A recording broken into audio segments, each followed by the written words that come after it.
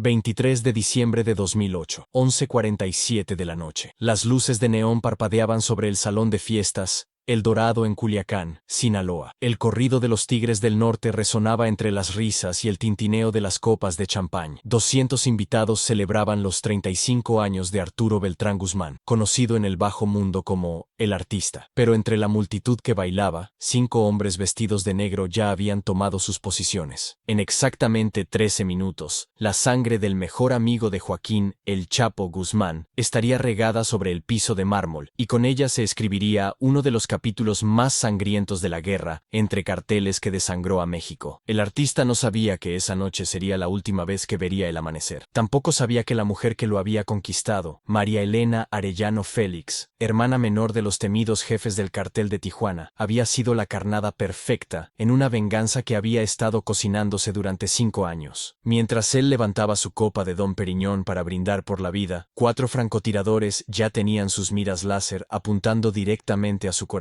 Lo que sucedió en los siguientes 40 minutos no solo terminaría con la vida del hombre que había sido el brazo derecho del narcotraficante más poderoso del mundo, sino que desataría una guerra interna en el cartel de Sinaloa que cobraría más de 3,000 vidas en los 2 años siguientes. Esta es la historia de cómo el amor prohibido entre enemigos mortales se convirtió en la trampa más letal en la historia del narcotráfico mexicano. Para entender por qué Arturo Beltrán Guzmán tenía que morir esa noche de diciembre, hay que retroceder 5 años en el tiempo, hasta una casa de seguridad en Guadalajara donde todo comenzó. Era marzo de 2003, y México vivía en el epicentro de una transformación brutal. Los viejos acuerdos entre carteles se habían roto, las plazas se disputaban a balazos, y cada semana aparecían nuevos cadáveres con mensajes grabados en la piel. En ese mundo de violencia extrema, Arturo Beltrán Guzmán era considerado una leyenda viviente. Nacido en La Palma, Badiraguato, en 1973, Arturo había crecido entre los cerros donde el opio y la marihuana eran cultivos tan comunes como el maíz. Su familia había trabajado para los Guzmán desde generaciones atrás, cuando Emilio Quintero Payán, el abuelo de El Chapo, controlaba las rutas de la Sierra Madre. Pero Arturo era diferente. Mientras otros niños jugaban fútbol, él memorizaba rutas, estudiaba mapas, y a los 15 años ya podía calcular de memoria cuántos kilos de cocaína cabían en un compartimento secreto de un tráiler de 18 ruedas. Joaquín Guzmán Loera había notado ese talento desde temprano. Cuando El Chapo escapó del penal de Puente Grande en 2001, escondido en un carrito de lavandería, Arturo fue el primero en llegar al punto de encuentro. Era un Mercedes-Benz blindado, negro como la noche, con placas falsas de Jalisco. Ahí, en esa carretera polvorienta a las afueras de Guadalajara, el Chapo le había dicho las palabras que cambiarían su destino para siempre. Arturo, hermano, ahora somos tú y yo contra el mundo. Los Arellano Félix quieren vernos muertos. El Mayo Zambada juega su propio juego. Vicente Carrillo nos odia desde que matamos a su hermano. Pero si tú y yo nos mantenemos unidos, vamos a ser los reyes de este negocio. Esas palabras sellaron una amistad que duró 7 años, y que convirtió a Arturo Beltrán Guzmán en el hombre más peligroso de México después del propio Chapo. Juntos construyeron un imperio que movía 50 toneladas de cocaína al mes hacia Estados Unidos. Juntos sobornaron generales, compraron jueces, y eliminaron a cualquiera que se interpusiera en su camino. Arturo se convirtió en los ojos, los oídos y las manos de El Chapo en el territorio más caliente de México. Pero había algo que ni El Chapo ni Arturo habían calculado en sus planes de dominio total: el amor. Y no cualquier amor, sino el tipo de amor que nace precisamente donde no debería nacer, entre enemigos mortales que han jurado destruirse mutuamente. La primera vez que Arturo vio a María Elena Arellano Félix fue en una fotografía de vigilancia que la DEA había filtrado a sus contactos en la Policía Federal. Era octubre de 2005, y la imagen había sido tomada en una boutique de lujo en Zona Rosa, Ciudad de México. María Elena salía de la tienda Cartier con 3 guardaespaldas, cargando una bolsa que contenía un reloj Panter de oro blanco valorado en $150,000. Pero no fue el lujo lo que llamó la atención de Arturo. Fueron sus ojos. ¿Quién es esa mujer?, había preguntado Arturo a Edgar Valdés Villarreal, conocido como la Barbie, su lugarteniente más cercano. Es María Elena, la hermana menor de Francisco Javier y Eduardo Arellano Félix. Estudió en Estados Unidos, tiene 26 años, y según nuestros informes, no está involucrada directamente en el negocio familiar. Pero eso no la hace menos peligrosa, jefe. Esa sangre Arellano corre por sus venas. Arturo había guardado esa fotografía en la caja fuerte de su rancho en las montañas de Sinaloa. Cada noche, antes de dormir, la miraba durante largos minutos. Había algo en esa mujer que lo perturbaba de una manera que no podía explicar. explicar. En un mundo donde las mujeres eran trofeos, objetos de placer o herramientas de negociación, María Elena Arellano Félix representaba algo completamente diferente. Representaba lo inalcanzable. Los Arellano Félix habían sido enemigos mortales del cartel de Sinaloa desde principios de los 90. Todo había comenzado con una fiesta en Puerto Vallarta, donde Ramón Arellano Félix había intentado matar a El Chapo, fallando por centímetros. Desde entonces, la guerra había sido total. Centenares de sicarios habían muerto en ambos bandos. Toneladas de droga habían sido incautadas en operativos de venganza. Familias enteras habían sido eliminadas por el simple hecho de tener el apellido equivocado. Eduardo y Francisco Javier Arellano Félix, hermanos mayores de María Elena, habían puesto precio a la cabeza de El Chapo y Arturo Beltrán. $5 millones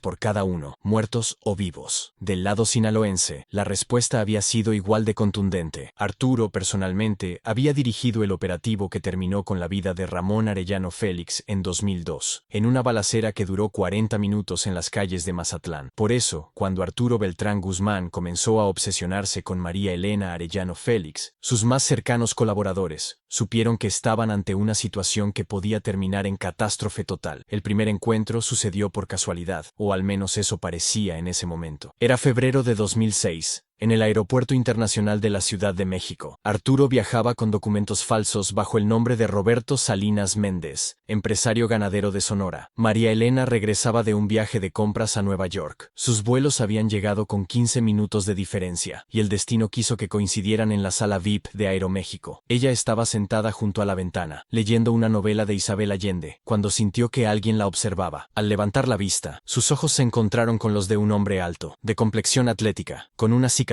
apenas visible en la mejilla izquierda. Vestía un traje Armani de corte perfecto y llevaba un Rolex Submariner de oro. Todo en él gritaba poder, pero sus ojos revelaban algo más profundo: vulnerabilidad. Disculpe, había dicho Arturo, acercándose con una sonrisa que había practicado 1000 veces frente al espejo, pero que esta vez salía completamente natural. ¿No es usted la actriz de la telenovela Pasión Prohibida? Mi hermana es fanática de ese programa. María Elena había sonreído. Por primera vez en años, un hombre la estaba tratando como una persona normal, no como la hermana de los narcos más peligrosos de Tijuana. No, lo siento, creo que me confunde con alguien más. Entonces tengo muy mala memoria para las caras. O usted tiene una hermana gemela trabajando en Televisa. La conversación había fluido durante los 40 minutos que duró la espera. Arturo le había dicho que era ganadero, que tenía ranchos en Sonora y Sinaloa, que exportaba carne a Estados Unidos. Ella le había contado que estudiaba administración de empresas, que soñaba con abrir su propia boutique de ropa italiana, que amaba viajar, pero odiaba las multitudes. Ninguno había mencionado sus apellidos reales. Cuando llamaron al vuelo de María Elena con destino a Tijuana, Arturo sintió algo que no había experimentado desde la infancia: pánico, la sensación de perder algo invaluable antes de haberlo tenido realmente. ¿Podría invitarla a cenar algún día?, había preguntado, con una urgencia que lo sorprendió a él mismo. No conozco su nombre, había respondido ella, pero con una sonrisa que indicaba que la respuesta podía ser positiva. Roberto Salinas. María Elena. Y sí, me gustaría cenar con usted, Roberto. Esa noche, Arturo Beltrán Guzmán no pudo dormir. Por primera vez en su vida adulta, había conocido a una mujer con la que quería hablar de cosas diferentes a territorios, rutas de droga y enemigos por eliminar. Quería conocer sus sueños, sus miedos, sus pensamientos más íntimos. Quería protegerla del mundo de violencia que lo rodeaba, aunque ella fuera parte del bando enemigo. Durante los siguientes 6 meses, se encontraron en secreto 12 veces, siempre en lugares neutrales, siempre con máximas precauciones de seguridad. Restaurantes de lujo en Polanco, hoteles de 5 estrellas en Acapulco, casas de playa en Puerto Vallarta que Arturo rentaba bajo nombres falsos. Poco a poco, la barrera de las identidades ficticias comenzó a resquebrajarse. Una noche de agosto de 2006, en una suite del Hotel Las Ventanas al Paraíso, en Los Cabos, María Elena había mirado directamente a los ojos del hombre del que se estaba enamorando, y le había hecho la pregunta que ambos sabían que llegaría eventualmente. Roberto, necesito que me digas quién eres realmente. Y no me refiero a tu profesión, me refiero a tu nombre verdadero. Arturo había permanecido en silencio durante largos minutos. Afuera, las olas del Pacífico rompían contra las rocas con un sonido hipnótico. Adentro, el futuro de 2 personas, y posiblemente de 2 organizaciones criminales, dependía de las siguientes palabras que salieran de su boca. Me llamo Arturo Beltrán Guzmán, había dicho finalmente, y trabajo con Joaquín Guzmán Guzmán lo era. María Elena había cerrado los ojos. Cuando los abrió, habían estado llenos de lágrimas. Yo soy María Elena Arellano Félix, y mis hermanos han jurado matarte. En ese momento, ambos sabían que habían cruzado una línea de la que no había regreso posible. Estaban enamorados de sus enemigos mortales. Era una situación que en el mundo del narcotráfico mexicano solo podía terminar de una manera, con sangre. Pero el amor, especialmente el amor prohibido, tiene la capacidad de hacer que las personas más racionales tomen las decisiones más irracionales. Durante el año siguiente, Arturo y María Elena vivieron una relación secreta que desafió todas las leyes del AMPA mexicano. Se comunicaban a través de teléfonos satelitales encriptados. Se encontraban en países neutrales como Costa Rica y Panamá. Arturo le enviaba flores a nombre de empresas fantasma. Ella le escribía cartas que él guardaba en una caja fuerte junto a los diamantes y las armas. El problema era que en el mundo de los carteles no existe tal cosa como un secreto perfecto. Siempre hay alguien observando. Siempre hay alguien dispuesto a vender información. Siempre hay alguien buscando una oportunidad para ganar poder o eliminar a un rival. Vicente Zambada Niebla, hijo de Ismael el Mayo. Zambada había sido el primero en sospechar que algo extraño estaba sucediendo con Arturo. Durante una reunión de jefes en un rancho de Culiacán, en noviembre de 2007, Vicente había notado que Arturo revisaba constantemente un teléfono especial, diferente a los que usaba para los negocios habituales. También había notado que Arturo había comenzado a viajar con más frecuencia a lugares que no tenían sentido estratégico para las operaciones del cartel. ¿Todo bien, compadre?, le había preguntado Vicente después de la reunión, cuando todos los demás se habían retirado. Todo perfecto, Vicente. Solo algunos negocios personales que necesito cerrar. Pero Vicente Zambada no había llegado a ser uno de los operadores más astutos del cartel de Sinaloa por aceptar respuestas evasivas. Durante las siguientes semanas, había puesto a sus mejores espías a seguir discretamente los movimientos de Arturo. Lo que descubrieron cambió todo. Fotografías de Arturo cenando con una mujer morena en un restaurante de Guadalajara. Videos de la misma mujer entrando al hotel donde Arturo se hospedaba durante un viaje a Mazatlán. Y finalmente, la información que confirmó las sospechas más terribles. La mujer era María Elena Arellano Félix. Vicente sabía que tenía en sus manos información que podía destruir a Arturo y cambiar para siempre el equilibrio de poder en el cartel. Pero también sabía que manejar esa información requería de una estrategia perfecta. Un movimiento en falso podría desatar una guerra civil en Sinaloa, o peor aún, podría alertar a los Arellano Félix sobre una vulnerabilidad que podrían explotar. La decisión de Vicente fue mantener la información en secreto durante varios meses, mientras desarrollaba un plan que le permitiera eliminar a Arturo sin que pareciera una traición directa. Para eso, necesitaba un aliado del lado enemigo, y sabía exactamente quién podía ser ese aliado. Eduardo Arellano Félix había estado buscando durante años una oportunidad para infiltrar al cartel de Sinaloa. Sus intentos anteriores habían fracasado porque la lealtad entre Chapo, Arturo y el Mayo Zambada parecía inquebrantable. Pero ahora tenía algo que ningún jefe de cartel había tenido antes: acceso directo al círculo íntimo del enemigo a través de su propia hermana. El primer contacto entre Vicente Zambada y Eduardo Arellano había sucedido a través de intermediarios en diciembre de 2007. Un mensaje cifrado, enviado a través de abogados corruptos y políticos comprados, había llegado a Eduardo con una propuesta simple: tengo información que te interesa sobre alguien muy cercano a tu familia. Si quieres vengarte de Sinaloa, este es tu momento. Eduardo había tardado 3 semanas en responder. En el mundo de los carteles, la desconfianza es la única manera de sobrevivir, y una propuesta de cooperación entre enemigos mortales podía ser fácilmente una trampa mortal. Pero cuando finalmente accedió a una reunión secreta, Vicente le había mostrado las fotografías y videos que confirmaron sus peores miedos. Su hermana menor, la única miembro de la familia que había logrado mantenerse alejada del negocio, estaba teniendo una relación amorosa con Arturo Beltrán Guzmán, el hombre que había matado a su hermano Ramón 5 años atrás. ¿Desde cuándo sabes esto?, había preguntado Eduardo, con una voz que destilaba veneno puro. Desde hace 4 meses, pero quería estar completamente seguro antes de contactarte. Esto no es solo una traición a tu familia, Eduardo, es una traición a todas las reglas por las que nos hemos estado matando durante 15 años. Eduardo Arellano Félix había permanecido en silencio durante largos minutos, observando las fotografías donde su hermana sonreía, como no la había visto sonreír desde la infancia. En una parte muy pequeña de su corazón, se alegraba de verla feliz. Pero esa parte fue inmediatamente aplastada por la furia y el sentido de traición que lo consumía. ¿Qué propones?, había preguntado finalmente. Una trampa. Tu hermana va a ser la carnada, y Arturo va a ser el pez. Cuando él esté muerto, el Chapo va a quedar vulnerable, y nosotros vamos a poder dividir su territorio entre Tijuana y El Mayo. Todos ganamos, excepto los traidores. El plan que diseñaron Vicente y Eduardo durante los siguientes meses fue una obra maestra de manipulación psicológica y estrategia militar. María Elena sería utilizada como un caballo de Troya, pero sin que ella misma supiera que estaba siendo utilizada. Para eso, Eduardo necesitaba convertir a su hermana en un arma, sin que ella se diera cuenta de que lo era. El primer paso fue hacerle creer que su relación con Arturo había sido descubierta por accidente. En marzo de 2008, Eduardo había organizado un encuentro casual con María Elena en un café de Zona Rosa, donde le había mostrado fotografías borrosas que aparentemente habían sido tomadas por rivales del cartel de Tijuana. Elena, necesito que me expliques qué significan estas imágenes, le había dicho, colocando las fotografías sobre la mesa como si fueran cartas de póker. María Elena había palideció al ver las imágenes donde aparecía cenando con Arturo. Eduardo, yo puedo explicarte. No necesitas explicarme nada, hermana. Necesitas decidir si tu familia significa algo para ti, o si prefieres seguir traicionándonos por un hombre que ha matado docenas de nuestros amigos. Pero en lugar de prohibirle ver a Arturo, Eduardo había hecho algo mucho más inteligente. Le había dado su bendición, con una sola condición. Si realmente amas a este hombre, y si él realmente te ama a ti, entonces tiene que demostrar que está dispuesto a cambiar de bando. Quiero una reunión con él. Quiero escuchar de su propia boca que está dispuesto a traicionar a El Chapo por ti. Esa noche, María Elena había llamado a Arturo con una emoción que él no había escuchado en su voz desde que se conocieron. Roberto, tengo noticias increíbles. Mi hermano quiere conocerte. Dice que si realmente nos amamos, podemos encontrar una manera de estar juntos, sin que nuestras familias tengan que seguir matándose. Arturo había sabido inmediatamente que algo estaba mal. En el mundo del narcotráfico, los hermanos mayores de la familia Arellano Félix no cambiaban de opinión sobre enemigos mortales porque una hermana menor estuviera enamorada. Pero había un problema. Él también estaba desesperadamente enamorado. Y el amor desesperado hace que las personas inteligentes tomen decisiones estúpidas. Durante las siguientes semanas, Arturo había sopesado la propuesta desde todos los ángulos posibles. Sabía que podía ser una trampa. Sabía que Eduardo Arellano Félix era capaz de usar a su propia hermana como carnada si eso le convenía estratégicamente. Pero también sabía que María Elena era la única mujer que había logrado hacer que él imaginara una vida diferente. Una vida donde no tuviera que dormir con una pistola bajo la almohada y un chaleco antibalas en el closet. El momento decisivo llegó en una conversación que Arturo tuvo con El Chapo en mayo de 2008, en un rancho secreto de la Sierra de Durango. Joaquín Guzmán había notado que su mejor amigo y lugarteniente más confiable había estado distante durante los últimos meses, tomando decisiones que no tenían sentido estratégico y rechazando operaciones importantes por compromisos personales misteriosos. Arturo, hermano, ¿qué vergas te está pasando? Actúas como si tuvieras la cabeza en las nubes. ¿Hay algo que necesitas contarme? Arturo había permanecido en silencio durante largos minutos. Conocía a Joaquín desde la infancia. Habían crecido juntos en las montañas de Badiraguato. Habían compartido peligros, riquezas y secretos que podrían destruir gobiernos enteros. Pero nunca le había mentido sobre algo tan importante. Chapo, estoy enamorado. ¿Enamorado? Pinche Arturo. Por eso andabas tan raro. ¿Y cuál es el problema? ¿La vieja está casada? ¿Es menor de edad? ¿Qué bronca puede haber que no podamos resolver? Es hermana de Eduardo Arellano Félix. El silencio que siguió a esa confesión duró casi 5 minutos. Joaquín Guzmán había enfrentado militares, había sobornado presidentes, había sobrevivido a docenas de intentos de asesinato, pero nunca había escuchado algo tan peligroso salir de la boca de alguien en quien confiaba completamente. Arturo, dime que estás bromeando. Dime que estás probando mi reacción. Dime cualquier cosa excepto que estás hablando en serio. Estoy hablando completamente en serio, Joaquín. Y ella me ama a mí también. ¿Estás completamente pendejo? ¿No entiendes que esa familia ha tratado de matarnos durante 15 años? ¿No entiendes que si ellos descubren que estás cogiendo con su hermana, van a usar eso para destruirnos a todos? Pero Arturo ya había tomado su decisión. En junio de 2008, había mandado un mensaje a Eduardo Arellano, a través de María Elena, aceptando una reunión cara a cara para discutir una posible tregua entre las organizaciones. La reunión había sido programada para el 15 de agosto de 2008, en una casa de seguridad neutral en Guadalajara. Arturo había llegado con solo 2 guardaespaldas, algo que sus propios hombres consideraron como una forma elaborada de suicidio. Eduardo había llegado con 5 sicarios armados hasta los dientes, pero también con una propuesta que Arturo no esperaba. Arturo, voy a ser directo contigo, porque el tiempo es oro y las balas son baratas. Mi hermana me ha convencido de que ustedes dos se aman de verdad, y yo sé que tú eres un hombre de palabra, porque si no fueras un hombre de palabra, Chapo Guzmán no confiaría en ti como confía. Eduardo había puesto sobre la mesa un mapa de México dividido en colores. Esta es mi propuesta. Tú traicionas a Joaquín y a Ismael Zambada, te unes a nosotros. A cambio, te damos el control de todo Sonora y la mitad de Sinaloa. Te casas con mi hermana y nuestras familias se convierten en socias en lugar de enemigas. En 5 años, vamos a controlar el 80% de la droga que entra a Estados Unidos. Arturo había estudiado el mapa durante largos minutos. La propuesta era tentadora desde el punto de vista económico. También era la única manera en que podía tener una vida normal con María Elena. Pero significaba traicionar a Joaquín Guzmán, el hombre que había sido como un hermano mayor para él durante más de 20 años. Necesito tiempo para pensarlo, había dicho finalmente. Tienes hasta diciembre. El día de Navidad quiero una respuesta definitiva. Si es sí, empezamos a planear la eliminación de Joaquín y Zambada. Si es no, tu relación con mi hermana se termina para siempre, y volvemos a ser enemigos como antes. Esa noche, Arturo había regresado a Culiacán con la cabeza llena de dudas y el corazón lleno de conflictos. Por un lado, tenía la oportunidad de ganar más poder y más dinero, del que había soñado jamás, además de casarse con la mujer que amaba. Por otro lado, significaba traicionar a la única familia que había conocido desde la infancia. Durante los siguientes 4 meses, Arturo Beltrán Guzmán vivió en un infierno personal. Se reunía regularmente con María Elena, quien lo presionaba suavemente para que aceptara la propuesta de su hermano. También se reunía regularmente con el Chapo, quien había comenzado a sospechar que algo importante estaba sucediendo